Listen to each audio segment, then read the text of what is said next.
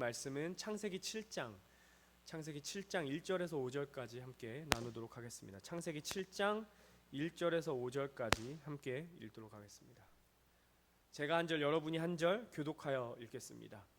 여호와께서 노아에게 이르시되 너와 내 온 집은 방주로 들어가라. 이 세대에서 내가 내 앞에 의로움을 내가 보았음이니라. 너는 모든 정결한 짐승은 암수 7씩 부정한 것은 암수 2씩을 내게로 데려오며 공중의 새도 암수 7씩을 데려와 그 씨를 온 지면에 유지하게 하라. 지금부터 7일이면 내가 40주야를 땅에 비를 내려 내가 지은 모든 생물을 지면에서 쓸어버리리라.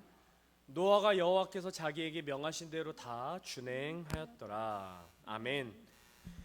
할렐루야. 우리는 살면서 많은 선택을 하면서 살아간다고 합니다. 한 연구에 따르면 인간은 평균적으로 35,000번 정도의 의식적인 선택을 하고요. 같은 연구에 따르면요, 참 혼자 읽다가 웃었는데 인간은 무엇을 먹을까에 대해 하루에 227번 정도의 생각을 한다고 합니다. 여러분, 음식에 대한 생각이 많으실 경우에는 제가 답을 하나 드리겠습니다. 매일 같은 음식을 드시면 그래서 제가 다이어트하는 방법인데요, 제가 좀 살이 쪘다 느끼면 한 달에서 2달 정도 그냥 한 음식만 계속 먹거든요. 근데 그것도 방법일 수 있습니다. 우리는 35,000번 정도의 의식적인 선택을 하기 위해서 또 엄청나게 많은 생각을 한다고 해요. 그래서 오죽하면 옛말에 5만 가지 생각이라는 말이 있을 정도로 하루에 최소 5만 번 정도의 생각을 하면서 산다고 합니다. 우리가 살면서 내리는 선택들은 중요한 선택도 있고 중요하지 않은 선택도 있을 것입니다. 누군가에겐 중요한 선택일지 모르겠지만 내가 내일 저녁에 뭘 먹을지, 오늘 야식을 먹을지 말지는 나에겐 중요하지만 다른 사람들에게 중요하지 않은 선택일 수 있습니다. 제가 여러분들과 함께 잠시 질문하고 스스로에게 답하는 시간을 좀 가졌으면 좋겠습니다. 제가 여러분께 2가지 질문을 드릴 텐데요, 이것에 대해서 잠깐 본인 스스로에게 큰 소리로 말씀하지 마시고 그러니까 내 안에만 들리는 소리로 이 질문들에 답해 보셨으면 좋겠습니다. 여러분이 내린 결정 중에 가장 잘 내린 결정은 지금까지 무엇이었습니까? 여러분이 지금까지 내렸던 결정들 중에 가장 잘했다고 느끼는 결정은 무엇이었습니까? 구글에 찾아보면 그 텍스트북적인 답은 옆에 계신 사랑하는 분을 만난 게 가장 잘한 답이다라고 하네요. 또 우리 믿는 사람들은 예수님 믿기로 한 결정이 가장 잘한 결정이었으면 좋겠습니다. 다음 질문입니다. 여러분이 내린 결정 중에 지금까지 후회하고 있는 결정은 무엇입니까? 여러분이 내리셨던 결정 중에 지금까지 후회하고 있는 것들이 무엇인가요? 제가 우리 유스 학생들에게 이 질문을 했던 적이 있습니다. 이 부분을 나눌까 말까 고민을 많이 했어요. 왜냐면 이게 되게 낯간지러운 말인데, 이게 먼저 제가 제 질문에 대한 답을 여러분과 나누기 전에 드리고 싶은 말씀은, 이게 제가 여러분에게 잘 보이고 싶어서 이걸 쓴 게 아니라 진짜 제가 우리 유스학생들에게 이런 답을 했어요. 내가 생각했을 때 내가 가장 잘한 결정은 우리 교회에 와서 너희들과 함께 사역하기로 결정했던 그 결정인 것 같다라는 말을 한 적이 있습니다. 이게 참 안타까운 게 유스 예배는 녹화가 안 돼요. 그래서 이게 팩트 체크가 안 되는데 분명히 기억하는 유스 학생들이 있을 겁니다. 왜냐면 유스 학생들이 되게 이상한 걸 잘 기억하거든요. 근데 분명 기억할 줄 믿습니다. 이렇게 우리가 잘한 선택이 우리의 미래를 바꾸기도 하지만 때로는 되게 잘못 내렸던 선택들이 우리의 평생을 괴롭히기도 하죠. 지난주 우리는 창세기 6장을 시작하면서 노아의 방주 사건에 드디어 진입하였습니다. 제가 지난주에 노아의 방주 사건을 나누면서 인간의 죄의 3가지 특징에 대해서 나누었는데요, 인간의 죄의 3가지 특징, 첫 번째는 죄는 인간으로 하여금 눈에 보이는 것들 또는 물질적인 것들에 집착하게 만든다고 말씀드렸고요, 그리고 죄는 우리가 우리 생각에 매몰되게 만든다고 말씀드렸습니다. 또 한 가지는 죄는 우리로 하여금 하나님을 무시하게 만든다고 말씀을 드렸는데, 또 한 가지 말씀드리는 것이 있었습니다. 이 모든 것들이 한 번에 일어나는 게 아니고요, 죄는 이것이 한 번에 일어나는 것이 아니라 우리가 오늘 우리에게 허락하였던 그 작은 죄가, 그 작은 죄에서 시작하여서 조금씩 커지면서 죄가 우리의 삶을 야금야금 조금씩 좀먹는다는 말씀을 드렸던 적이 있었습니다. 바로 지난주였습니다. 죄는 우리가 틈을 보이면 가인에게 하나님께서 말씀하셨던 것처럼 죄가 문에 엎드려서 우리를 원하고 있는데, 우리가 그 죄로 하여금 우리에게 마음의 문을 열어주고 죄에게 우리를 다스리게 해준다면요, 우리도 모르는 사이에, 지금은 내가 이 죄를 컨트롤할 수 있어 보이지만 우리도 모르는 사이에 우리의 영혼이 우리가 죄에게 완전히 정복되어 버린다는 것을 우리는 지난주에 함께 나눴습니다. 바로 그 예가 아담과 하와의 선악과 사건에서 시작했던 그 작은 불순종이 어떻게 됐습니까? 가인이 아벨을 죽이는 사건으로 번졌고요, 결국에는 인류에게 그 죄가 가득하여져서 물로 심판을 받는 사건까지 이루어지게 된 것이었습니다. 사랑하는 여러분, 노아의 방주 사건은요, 단 한 사람의 죄로 인해서 야기된 것이 아니었습니다. 하나님께서는 분명 인간들에게 회개할 수 있는 기회를 자그마치 9대에 걸쳐서 주셨습니다. 그 누구도 그런데 그 가운데서요, 회개하지 않았고요, 죄악된 결정만을 계속해서 이어가다 보니까 어떻게 되나요? 결국 하나님께서는 내가 너희를 지은 것을 후회한다, 다시 말하면 내가 너희를 볼 때마다 내 마음이 찢어지고 아프다 라고 말씀하시는 정도까지 이뤄서서요, 결국에 인간에게는 물의 심판을 내리시게 되었습니다. 그런데 여기서 놀라운 것은, 우리가 여러분 잘 아시다시피 하나님께서는 노아를 통해 방주라는 피할 길을 만들어 주셨습니다. 노아는 방주를 지었고요, 그 방주에 탄 자들은 살았습니다. 그리고 방주에 타지 못한 자들은 진노를 피할 수 없었습니다. 여기서 이런 생각을 해보게 됐습니다. 만약에 노아가 방주를 짓는 것을 보고 그 중에 어떤 사람들이 회개해서 노아가 방주 짓는 것을 돕고 노아와 함께 방주에 들어갔다면 그들은 구원받았을까요? 성경에서는 아무 그런 기록이 되어 있지 않지만 아마 그들을 하나님이 용서해 주시지 않았을까라는 생각을 해보곤 합니다. 왜냐하면 하나님께서는 그 기간 동안에도 돌아오라고 끊임없이 말씀하셨기 때문이었습니다. 그런데 사람들은 어떻게 했나요? 사람들은 노아를 보며 비웃었습니다. 그 노아를 멸시하였어요. 그 누구도 말씀하시는 하나님을 믿지 않았고요, 죄가 이끄는 대로, 조금 아까 말씀드렸던 것처럼 눈에 보이는 대로 자기의 생각에 만족과 육체적인 욕망만을 쫓으면서 하나님을 무시하면서 살아갔던 결과가 노아의 홍수 사건인 것입니다. 노아의 방주 그리고 홍수 사건인 것입니다. 사랑하는 여러분, 너무나 마음이 아프고 찢어지지만 지금 우리의 세대를 보았을 때, 지금의 우리 세대는, 지금의 우리 살아가는 이 세상은 노아의 시기와 크게 다르지 않은 것 같습니다. 죄를 죄라고 부를 수 없습니다. 더 나아가 하나님의 말씀과 진리를 추구하지 않고요, 내가 느끼고 내가 기쁘고 내가 만족하는 것이 곧 진리이고 옳은 것이라고 생각하는 이 세상 속에서 우리는 살아가고 있습니다. 하나님의 말씀을 선포하는 자들은 어떻게 되나요? 세상의 놀림거리가 되었고요, 교회는 교회대로 많은 문제들을 갖고 지내고 있습니다. 과연 이 세대 속에서 우리는 소망을 찾아볼 수 있을까요?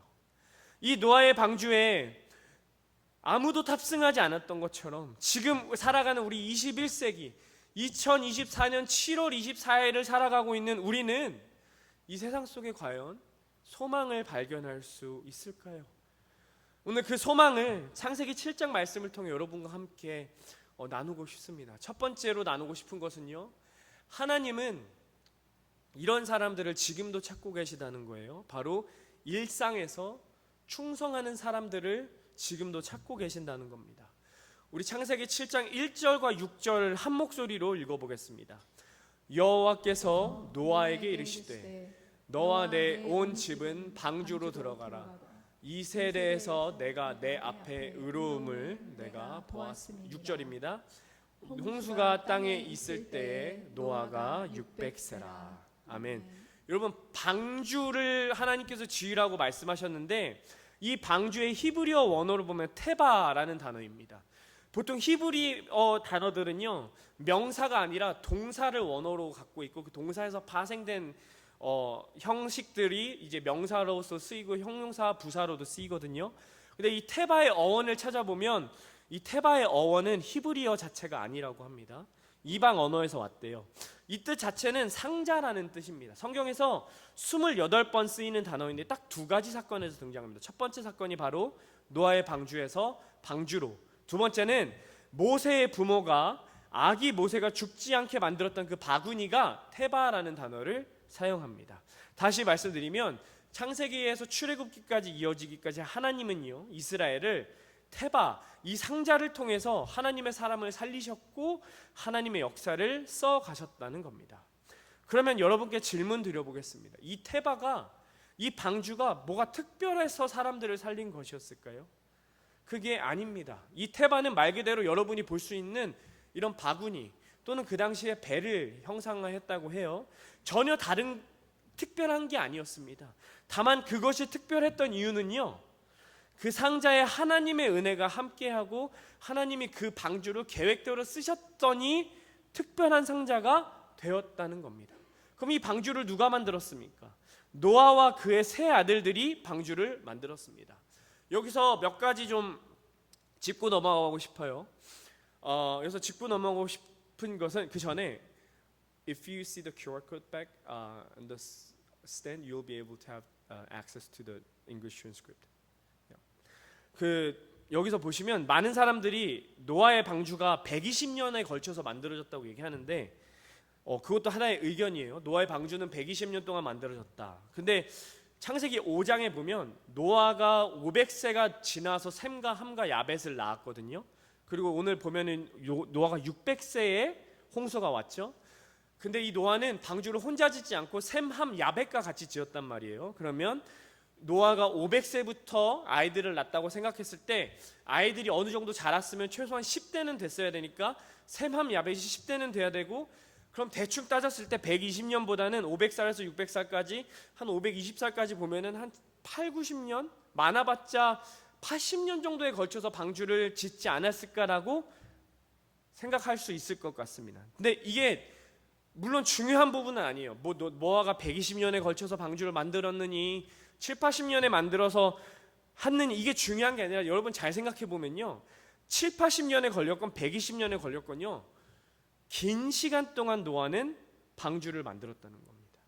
노아는요 이 7, 80년 혹은 120년이라는 기간 동안, 수십 년에서 120년이라는 기간 동안요 하루도 빠짐없이 매일매일 그 방주를 만들었다는 거예요. 우리는 쉽게 이렇게 생각해요. 하나님이 방주를 만들어라 뿅 하고 방주가 나타났다. 그게 아니라요, 노아는 정말 몇십 년에 걸쳐서 자기 자신 셈, 함, 야벳과 이 거대한 노아의 방주를 만들었다는 거예요. 여러분 켄터키에 가보시면 노아의 방주가 있어요. 실제로 보시면 진짜 말도 안 되게 크거든요. 그거를 어떻게 이 사람 4명에서 만들었을까? 또 그 결혼한 사람들까지 치면은 이제 노아 와이프 또 노아의 며느리 3명 하면은 8명에서 만들었다는 건데 참 대단하지 않습니까? 그런데 여러분 그 노아의 방주를 만들었을 때 이렇게 한번 생각해 볼게요. 노아의 방주를 만드는 것을 보고요, 그 누구도 노아를 칭찬해 주지 않았습니다. 오히려 사람들은요 노아를 비웃었을 거예요.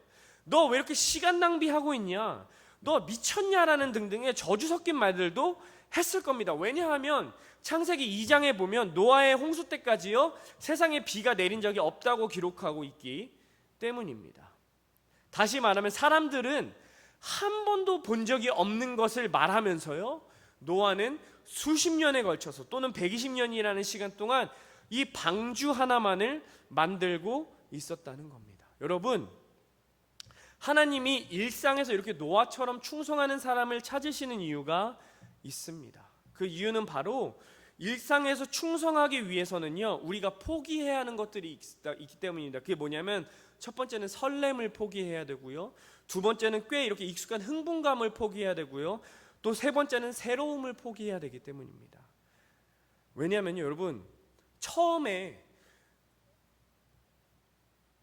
어렸을 때 이런 경험이 있으실 거예요. 또는 최근에 막 수련회나 부흥회에 참석한 다음에 막 뜨거운 마음을 갖고 하나님 사랑합니다 하면서 하나님께 모든 거 다 할 수 있을 것 같고, 그래서 저도 중학교 때 저 선교하겠습니다, 제 인생을 하나님께 드리겠습니다 하고 일어났어요.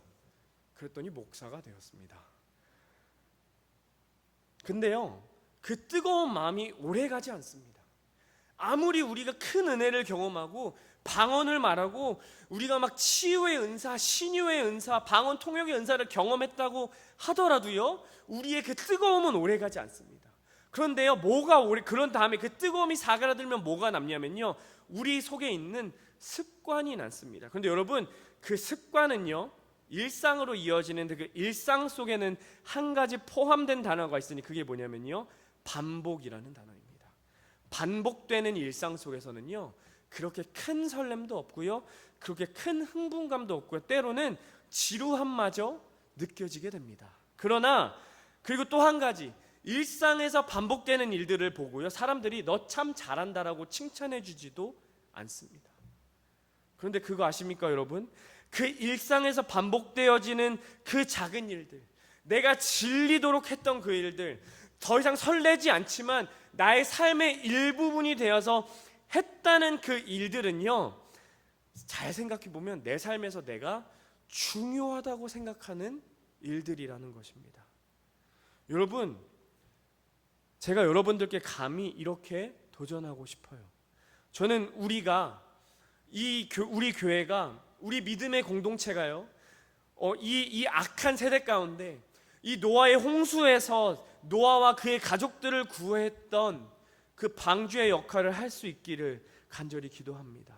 그러기 위해서 우리가 해야 될 것은요, 우리의 매일의 삶에서 아무도 알아주지 않아도, 우리가 그 일의 설렘이 사라졌다고 하더라도, 그것에 대해서 더 이상 이렇게 흥분되지 않더라도, 그 누가 우리에게 인정하지 않더라도요, 그 매일의 일상에 충성해야 한다는 것입니다. 그 결과물은 우리가 원하는 만큼 빨리 오지 않을 수 있습니다.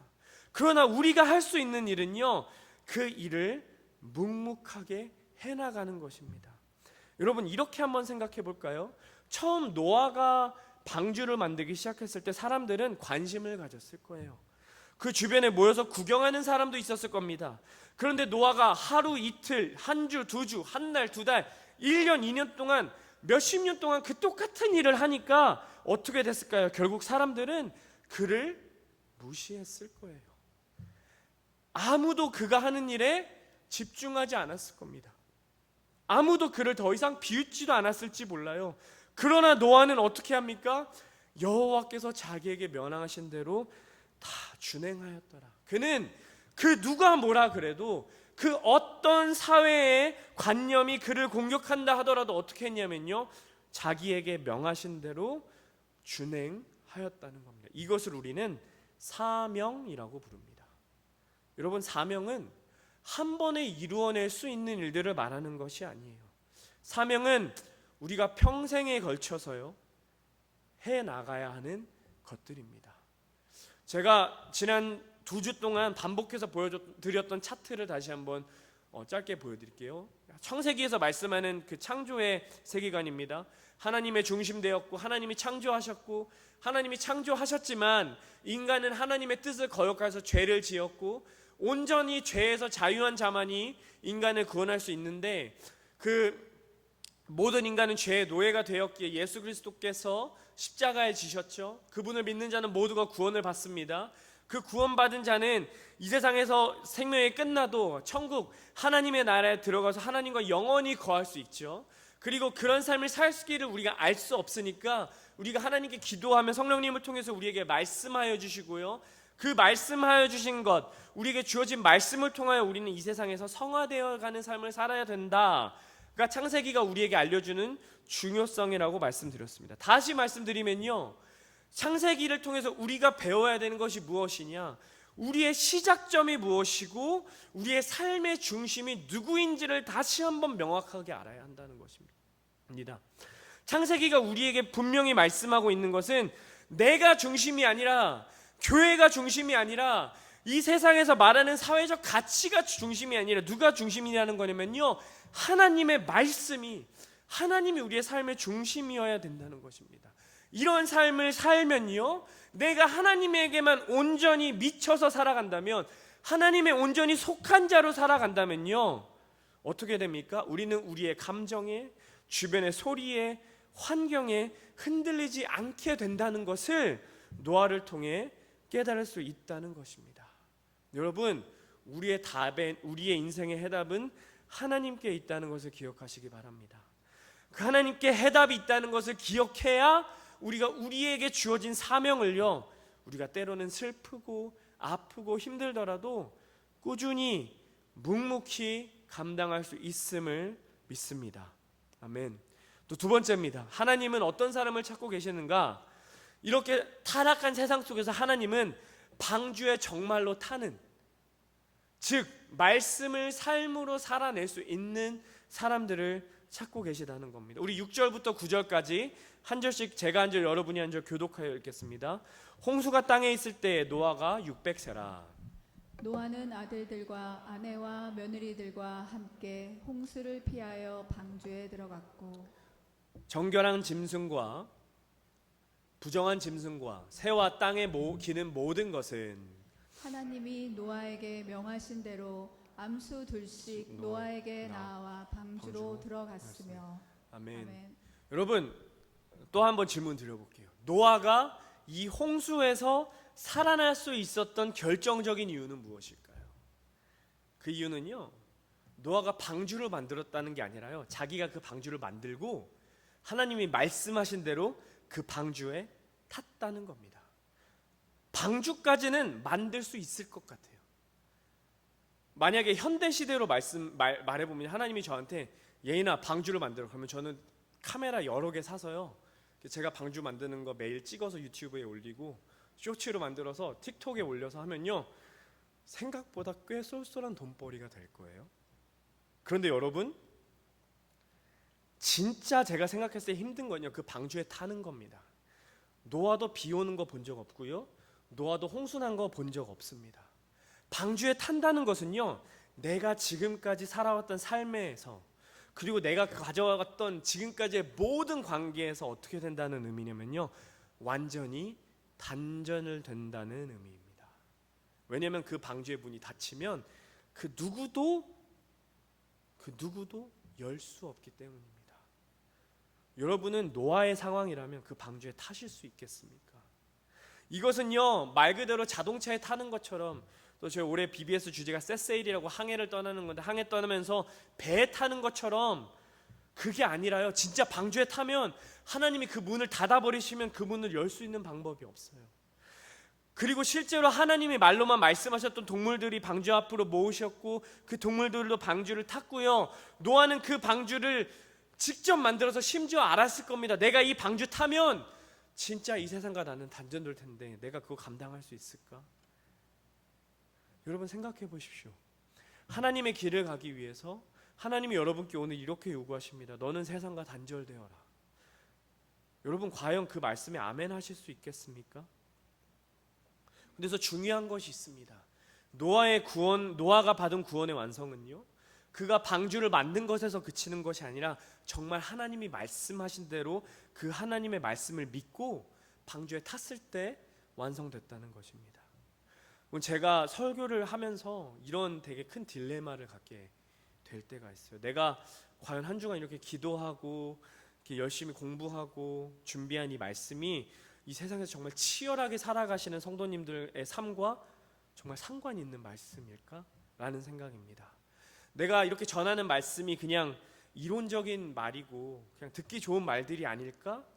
라는 고민을 많이 하게 돼요. 특별히 이렇게 노아의 방주 설교를 준비하면서 그런 생각이 많이 들었습니다. 그런데 그런 가운데 제 마음속에 강한 울림이 있었습니다. 이게 하나님이 주신 말씀이라고 믿고 여러분과 나누고 싶습니다. 그게 뭐냐면요, 여러분 우리도 이렇게 노아처럼 방주 안에 탈 수 있는 믿음이 필요하다는 거예요. 그게 무슨 말씀이냐면요, 우리가 매일 성경을 읽으시고 기도하는 습관을 가지는 건 너무 귀한데요, 그게 정말 힘든 일입니다. 왜냐하면 잠도 더 자고 싶고 할 일이 많잖아요. 그런데 정말 하나님께서 우리에게 오늘 한 단계 더 나아가기를 요구하신다고 생각합니다. 그게 뭐냐면요, 우리가 정말 말씀 공부한 대로, 말씀 읽은 대로, 또 기도한 대로 살아가는 것입니다. 여러분, 우리 이렇게 기도하죠. 주님, 겨자씨만한 믿음이라도 내게 주세요. 주님, 내가 하늘의 밀알이 되어서 썩어지게 해주세요. 이렇게 여러분께 한번 제가 감히 질문 드리고 싶습니다. 여러분, 정말 그 밀알처럼 썩어갈 준비가 되셨습니까? 또 우리가 이렇게 기도합니다. 주님, 예수님이 말씀하신 것처럼 제가 이웃을 사랑하게 해주세요. 제 원수를 사랑하게 해주세요. 그리고 예수님이 말씀하셨던 것처럼 오른뺨을 치거든 왼뺨도 돌려대게 해주세요. 정말 여러분 그런 삶을 살아가고 계십니까? 방주에 탄다는 것은요, 우리가 아멘한 그 말씀에 우리가 부르짖은 그 기도대로 살아가는 것을 의미한다는 것입니다. 제가 하나 고백할 게 있습니다. 지난주에도 말씀드렸는데 최근에 이렇게 로드 레이지라고 해서 운전할 때 화가 많아졌어요. 그 앞에서 이렇게 끼어드는 차를 보면 이렇게 순간 욱하거든요. 근데 한번 앞차 이렇게 왔다 갔다 해서 왜 이렇게 왔다 갔다 이렇게 앞차로 이렇게 추월하려고 슉 갔는데 옆을 보고 깜짝 놀랐습니다. 교회 집사님이셨어요. 되게 깜짝 놀랐습니다. 근데 이렇게 그러고 이러면 안 되는데 하고 집에 가던 이게 쭉 이제 교회로 왔는데 그때 제 마음속에 떠올랐던 말씀이 있었습니다. 그게 마태복음 23장 27절 말씀이거든요. 우리 함께 읽어보겠습니다. 화 있을진저 외식하는 서기관들과 바리새인들이여, 회칠한 무덤 같으니 겉으로는 아름답게 보이나 그 안에는 죽은 사람의 뼈와 모든 더러운 것이 가득하도다. 아멘. 여러분, 유대인의 장례 풍습은요 보통 굴에 넣고 닫습니다. 그래서 그 굴은요 가족 묘였대요. 근데 이게 만약에 가난해서 그 굴을 구입하지 못했거나 갑자기 죽으면 이게 어떻게 안 되니까 그냥 땅을 한 30-40cm 정도 파고 시신을 묻었다고 이걸 평토장이라고 한다는데, 문제는 이제 이게 30-40cm밖에 안 파니까 비가 오거나 아니면 뭐 흙이 쓸려가거나 하면은 그 뼈들이 노출되었대요. 그래서 이것을 방지하기 위해서 회치를 해서 지금 말로 치면은 공구리 친다고 하죠. 이렇게 콘크리트나 이런 걸로 덮었다는데, 이제 그 위에는 화려해 보이지만 그 안에는 어떻게 됐습니까? 뼈가 썩어가는 게 회칠한 무덤이라는 거예요. 근데 이렇게 예수님이 누구한테 그렇게 말씀하시냐면요, 서기관과 바리새인들입니다. 서기관과 바리새인들은요 성경을 필사하던 사람들이었고 성경을 연구하던 사람들이었고, 또 한 가지 그 누구보다 율법대로 살아가던 사람들이었습니다. 하나님의 말씀에 대한 지식이라고는요 그 세상의 누구와 비교해도 비할 수 없는 자들이 이 사람들이었어요. 그 누구보다 많이 금식했고요, 누구보다 성경을 많이 알았고요, 성경을 많이 암송했습니다. 그런데 그들에게 하나님이 뭐라고 말씀하시냐면요, 너네가 그 말씀대로 살아가지 않으니까 너네는 마치 회칠한 무덤과 같구나 라고 말씀하십니다. 우리의 머리가 커지고 우리의 신앙의 교만이 커진다면요, 주님께서 우리에게 똑같이 지적하실 겁니다. 우리가 우리 삶 속에서 그 말씀을 살아가기 위한 노력을 하지 않는다면, 우리 삶 속에서 그런 작은 변화를 가지고 오지 않는다면 우리도 하나님 앞에서 이런 심판을 피할 수 없을 것입니다. 왜냐하면 야고보서 2장 17절은 이렇게 말씀하거든요. 이와 같이 행함이 없는 믿음은 그 자체가 죽은 것이라. 여러분, 그 방주에 탈 수 있는 믿음이 우리에게 있기를 원합니다. 그래서 우리가 세상의 그 어떤 것을 포기해야 한다면, 때로는 그것이 감옥 같더라도, 때로는 그것이 세상과 완전히 단절된다고 하더라도, 내가 익숙한 곳에서 떠나야 된다고 하더라도, 만약에 그것이 하나님의 길이라면 우리가 기꺼이 그 길을 갈 수 있기를 바랍니다. 그래서 주님께서 이렇게 말씀하세요. 우리 함께 마태복음 7장 13절 14절 함께 읽어보겠습니다. 좁은 문으로 들어가라. 멸망으로 인도하는 문은 크고 그 길이 넓어 그리로 들어가는 자가 많고, 생명으로 인도하는 문은 좁고 길이 협착하여 찾는 이가 적음이라. 아멘. 그 길은 좁고 또 그 문도 좁대요. 그래서 가는 이가 많이 없다고 합니다. 그러나 여러분, 그 길이 좁아 보이고 그곳이 단절 같아 보이고 그것이 빛이 보이지 않는 답답하고 암흑 같고 칠흑 같은 미래와 같은 길처럼 보이지만요, 결국 그 길의 끝에는 생명과 구원이 있음을 믿습니다. 그러니 오늘부터 우리가 기도하는 대로 살아가길 원합니다. 제가 우리 청소년부 학생들에게 지난주에 이렇게 도전했는데 여러분께도 똑같이 도전하고 싶습니다. 아마 하시는 분도 있으실 것 같아요. 여러분이 기도하시는 것을 여러분의 핸드폰에나 아니면 노트에 기록하여 보시기 바랍니다. 기도 노트를 한번 써보세요. 그리고 1년이나 또는 한 달이나 1년 또는 5년 10년이 지난 후에 그 기도 노트를 한번 펼쳐보세요. 그러면 하나님이 얼마나 말도 안 되게 우리 삶에 개입하셨는지, 우리의 기도에 응답하셨는지 깨닫게 되실 겁니다. 그러면 우리는 그 길이 아무리 좁고 그 문이 아무리 좁아도 그 길을 갈 수 있음을 믿습니다. 아멘. 여러분, 이 설교를 마치면서 여러분 이렇게 축복하고 싶습니다. 우리가 그 방주에 탈 수 있기를 원합니다. 아무리 그 방주를 화려하게 만들었다고 하더라도, 우리가 아무리 공을 들여 그 방주를 만들었다고 하더라도요, 그 방주에 타지 않는다면, 하나님의 말씀에 순종하여 타지 않는다면 그 방주를 만들어 뭐 하겠습니까? 여러분이 배우신 말씀들, 여러분이 하시는 기도대로 살아가실 수 있는, 그래서 그것을 통해 하나님의 은혜를 매일같이 경험하고 나누실 수 있는 또 우리 인디애나폴리스 한인장로교회가 될 수 있기를 간절히 축복합니다. 아멘. 우리 함께